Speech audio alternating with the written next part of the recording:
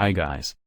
Realme often has us wondering what's in its portfolio and where new models fit in the existing lineup.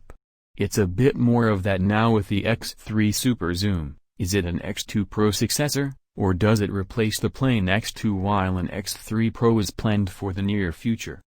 Before that, please make sure that you subscribe to our channel and hit the bell button. As we know, kickass spec sheets don't always pan out to great performance in reality. The Realme X3 Superzoom looks to have the camera goods on paper. A 64MP main sensor, the same Samsung GW1 found on the Realme X2 Pro, plus an ultra-wide, macro, and 5x optical zoom sound great. Unfortunately, the results are a bit of a mixed bag. Some fixed focus macro shots were great, others too noisy and fuzzy to be worth keeping. For best results, you have to nail the 4 cm distance. I enjoy macro photography, so I'm glad it's included here, but I wish the results were a bit crisper. The ultra-wide is generally my favorite lens to shoot with.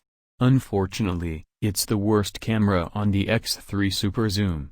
Common issues included magenta vignetting, excessive noise, and underexposure in some shots with a bright light source. The 64MP Samsung GW1 sensor bends down to 16MP images and does an admirable job as the primary shooter.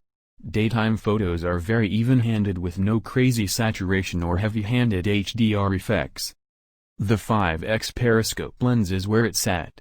Check out the optical zoom quality compared to the double the price Oppo Find X2 Pro below. As you can see, there's no competition, but the X3 Superzoom still holds up okay. A tad more sharpening on the X3 would make a big difference.